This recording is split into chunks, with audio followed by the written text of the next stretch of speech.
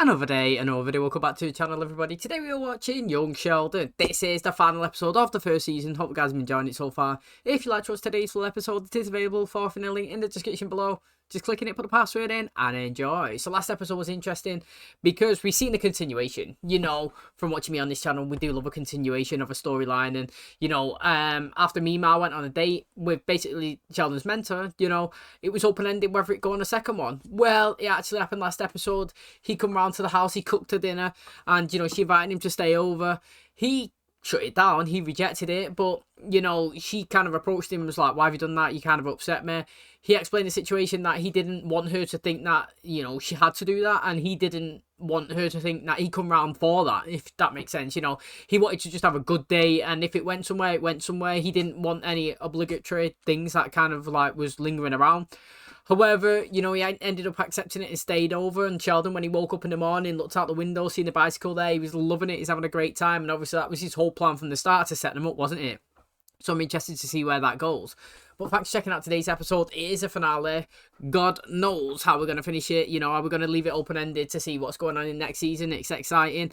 If you do enjoy today's episode, please smash a like. It really helps out. Subscribe if you're new. And as always, let's jump into today's episode.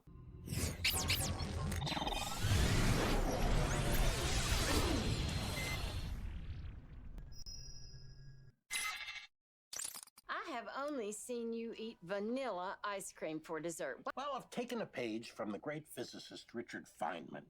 In order to have one less decision in his life, he decided that dessert would always be chocolate ice cream.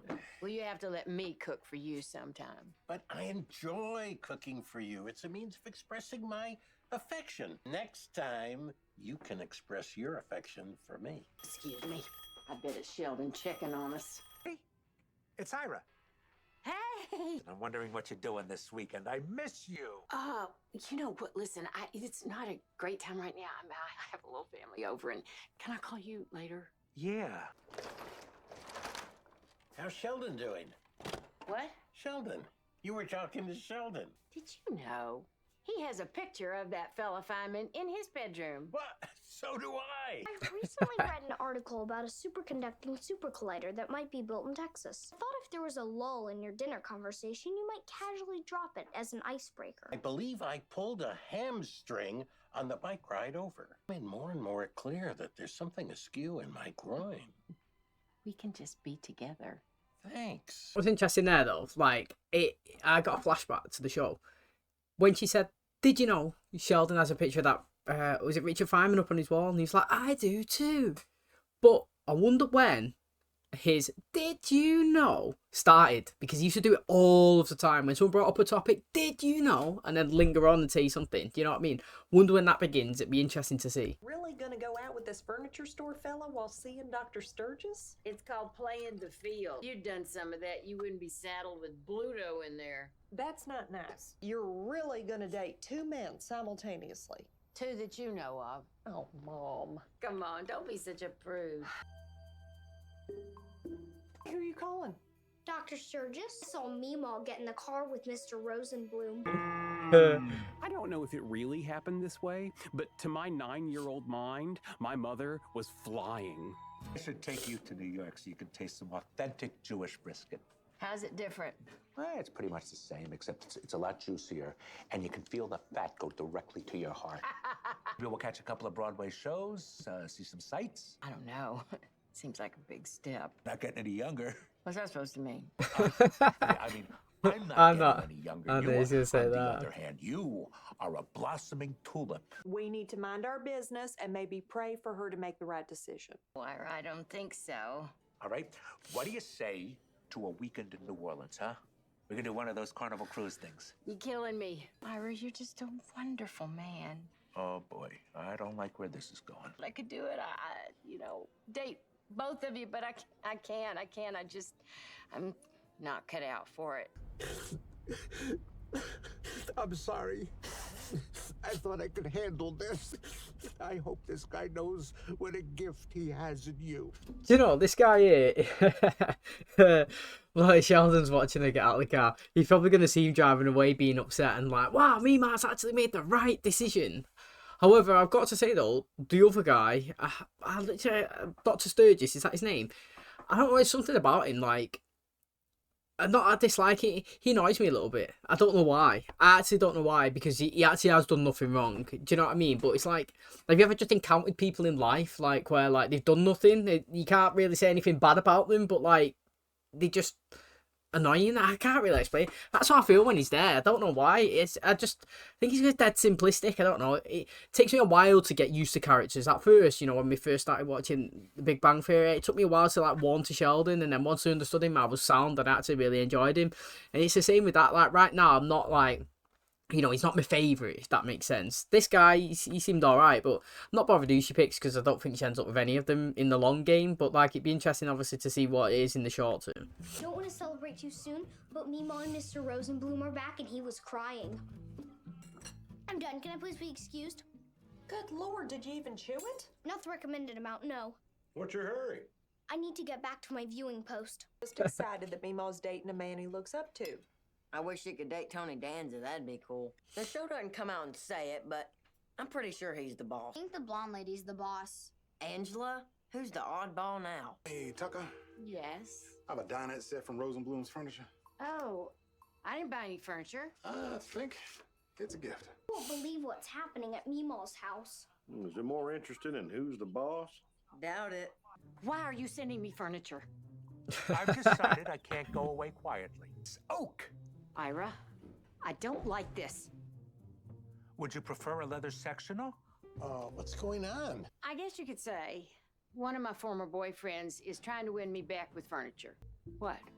Being challenged by another man is making you more attractive to me. Probably because he thinks that she's chosen. Well, she has, but do you know what I mean? He's probably feeling like confident and like buzzing trying it. to win me back with a dinette set? I'd give you a dinette set if you'd leave Texas. So would you return it?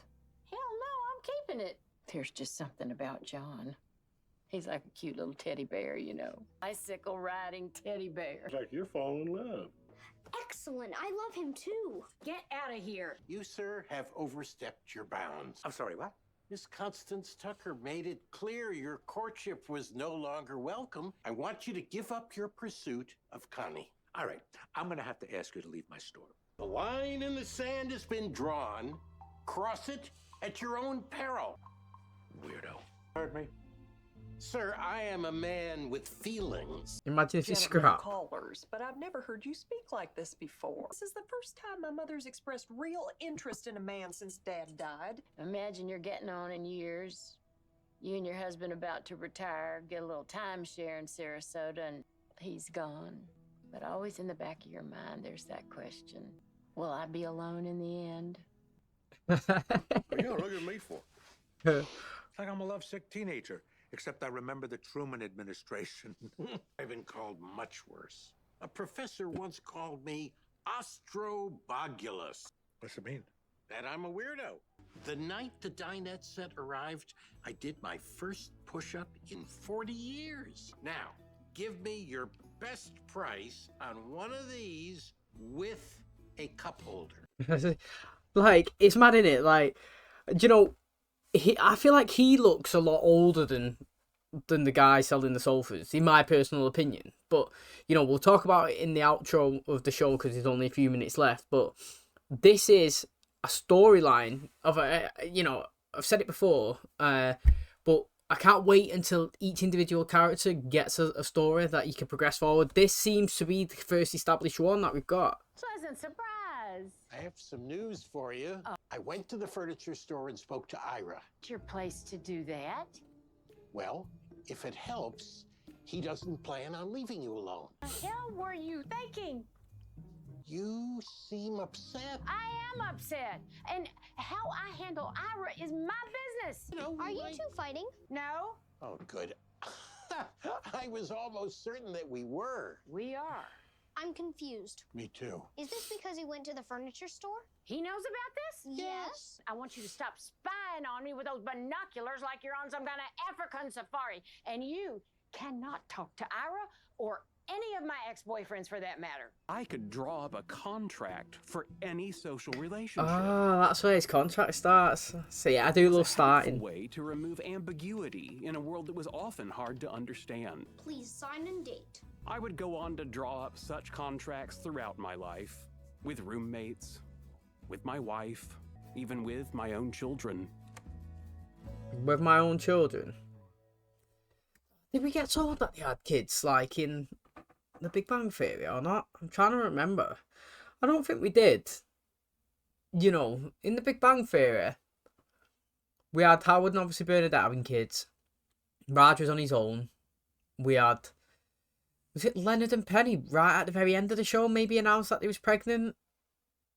But I don't think we had Sheldon and Amy, and if we did, I can't remember it. But that's a kind of big thing to drop in for just a well, it's not a random episode actually. It's a season finale, so it's probably a talking point for everybody. But yeah, that's actually really interesting. You know, I was wondering if we're ever gonna get like a moment of like a How I Met Your Mother style, you know, because in that show, it was always a self-narration, wasn't it? You know, Ted was always talking, and he was directly to his kids. And basically, we seen the children, but we had the flashbacks of the past. But the show felt like it was the present because that's what we was watching. But we always knew that it was a narration, that it was, you know, something that happened in the past, obviously bringing us all the way to the present. And this is kind of the same, you know. Jim Parsons, obviously, whatever's Sheldon older, he's doing the narration of young Sheldon in the progression of his life. Obviously, we're going to learn information and things as we progress along the way. But I wonder if at some point we cut to like a present day where we actually see Jim Parsons, Sheldon older, telling the story of himself, whether it's to his kids or to somebody else. I don't know if I said that out loud already in the show before or what, but I have thought of it myself. Like, I wonder if we ever cut to the present one and see him and Amy and maybe talking or something before going back into the show, because it would work if you do it in the split storytelling kind of motion. You know what I mean? Like, you know, you could cut to him and Amy in present day, sat down talking to kids, like reading a book or an autobiography or something like that, and it wouldn't kind of fit out of place because it would fit because it's clearly a narration of a past story. Do you know what I mean? So that's interesting, and I feel like if they haven't told us before, it's a big thing to drop right here in the finale. Okay, that is going to wrap up the finale of season 1 of Young Sheldon. Hopefully, guys, I've enjoyed it so far. Very good stuff. I've really enjoyed the season. I feel like it's flown by. You know, I've been talking about continuous storylines. We finally get it here with obviously Dr. Sturgis with Mima, the dating Connie, and it's kind of been the whole show in the last few episodes, to be honest. If you look at today's episode, for example, the finale, which is a big episode, all eyes drawn onto it. Do you know what I mean? Usually you get the season openers and the season enders that kind of get the most views.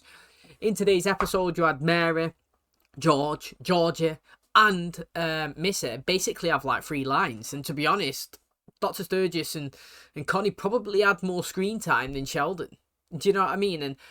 And I like that, because just because the show's called Young Sheldon doesn't mean it has to be Sheldon 24/7.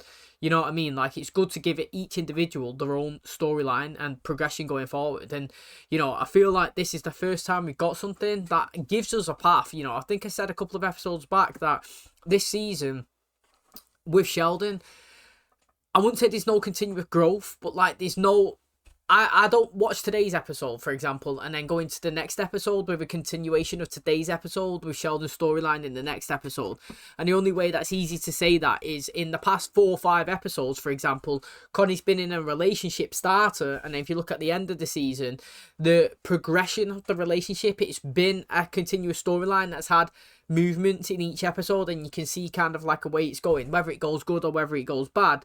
You know what I mean? Like, you can see her in a storyline being continuous, where with Sheldon, it's just start today's episode, something will happen, like he's made that new friend and he wanted to go on that road trip, and then she said that, you know, she's looked after kids, and then gone. You know what I mean? Sheldon does something, he gets a computer, and then gone. You know what I mean? His mum finds his comic book, and it's you know, all this stuff about violence and all that, and she don't want him to do it, gone. You know what I mean? Like, I'm not saying they're bad episodes, that's not what I'm saying, but it's nothing as if like that episode has the bounce onto this episode, that has the bounce onto that one, and bounce onto this one. And I feel like this is the first storyline with Connie going forward.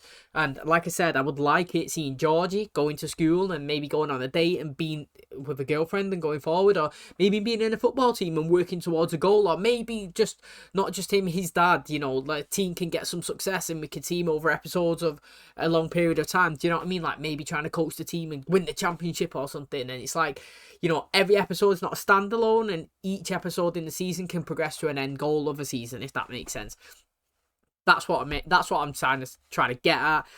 I've enjoyed the first season. I think it's actually been really good, considering obviously we've gone from one show into the other, and it's kind of hard to keep draw an audience in from something that was so big to something so new, because people are so used to one thing that, like, when you come to a different one, you know, they're expecting the old thing and then it's totally different and people don't like it. I feel like it's done well. You know, I feel like the season's been really, really decent. They've done well, and I'm excited to see where we go.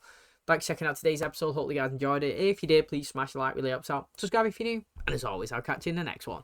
Cheers, guys.